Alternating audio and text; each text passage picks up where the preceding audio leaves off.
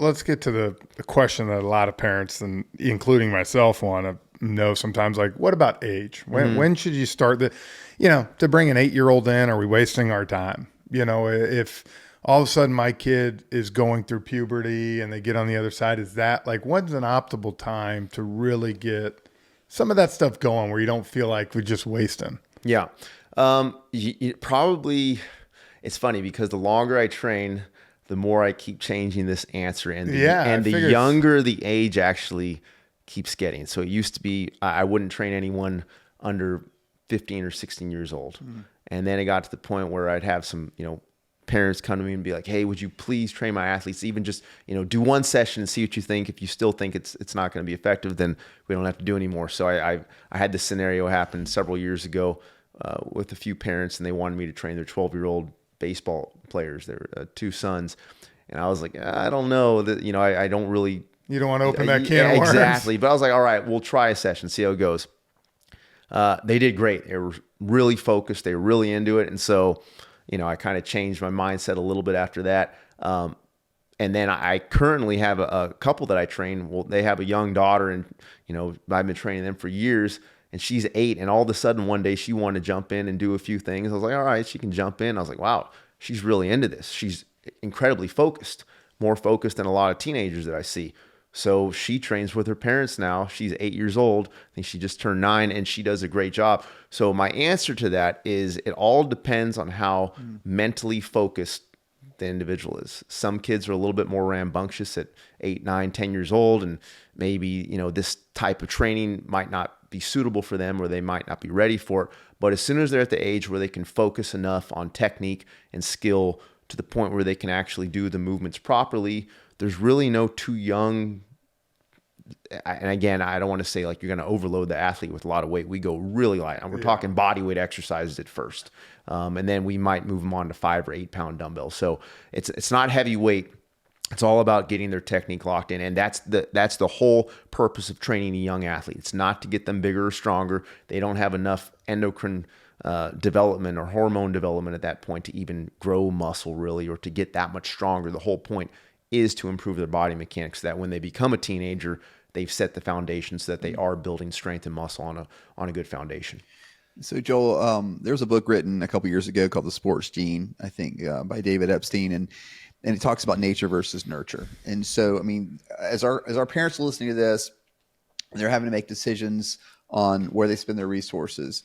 I mean, obviously, there's folks who are just born as gifted athletes.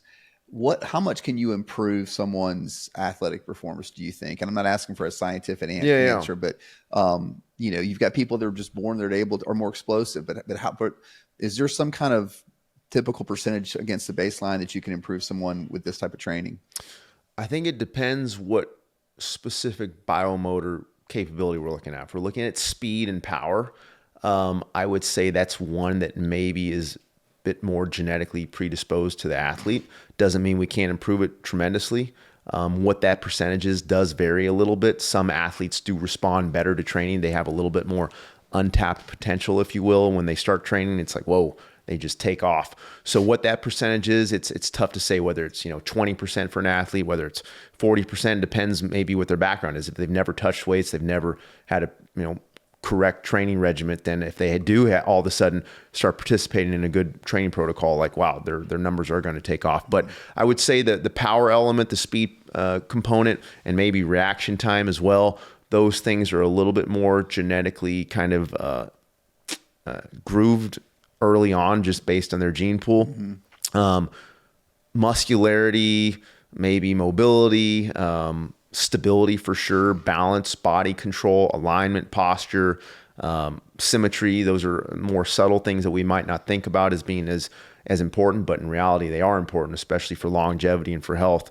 So I think those things we can improve tremendously. And that's one of the things that we've seen with our athletes. And that's where we take athletes and they basically avoid injury.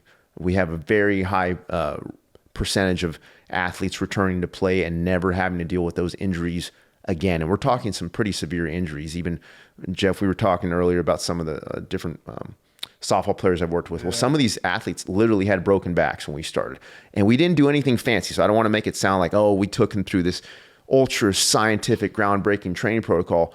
That's the beauty of it. We didn't. It was super simple, and it was all about the foundations, all about the basics, all about, hey, let's get your posture locked in. Once they lock in their posture, let's get your squat locked in.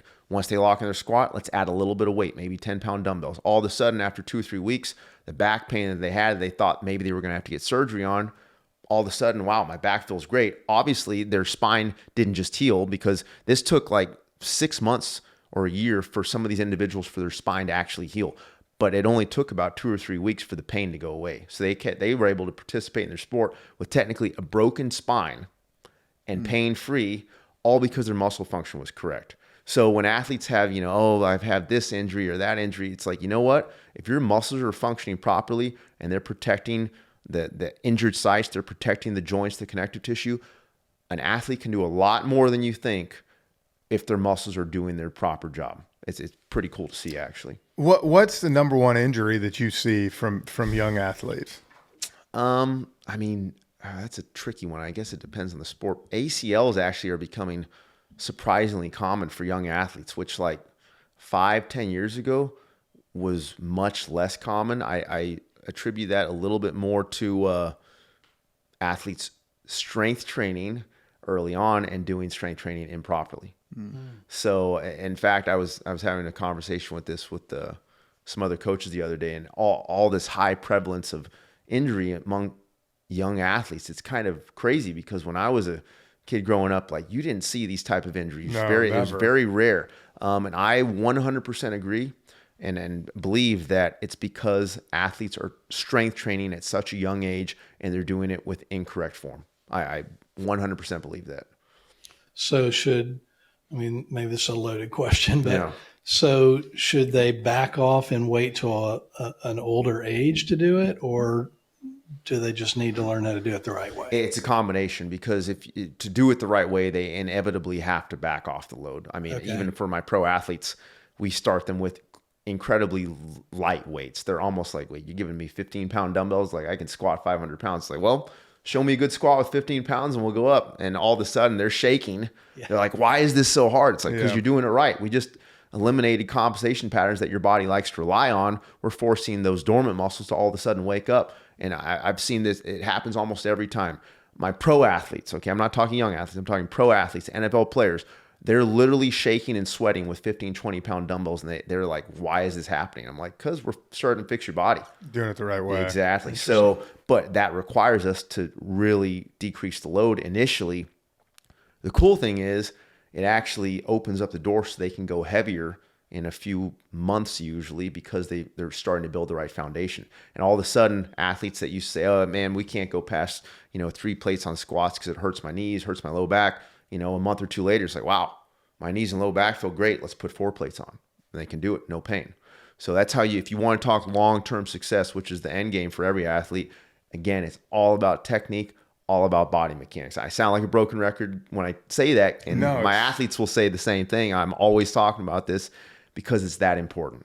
So I remember in high school, with football, I mean, we max bench, your back's arched, man, you do it all. And I remember going to spring training with the Braves the first year to the minor league camp, and I got in there and I think I'd put like double plates and all this and started doing it. That guy, the strength guy, looked at me like I was the biggest idiot. Like, what are you doing? Yeah. But I agree with, I think one of the things that we're seeing a lot of, like you said, is with younger kids getting hurt, but it's not training the right way. Exactly. And it's almost, I think, like you said, almost don't train. Just let your body naturally develop. If you're going to train, like you said, make sure you're doing it the proper way. Exactly. Or your body's going to fight you on it.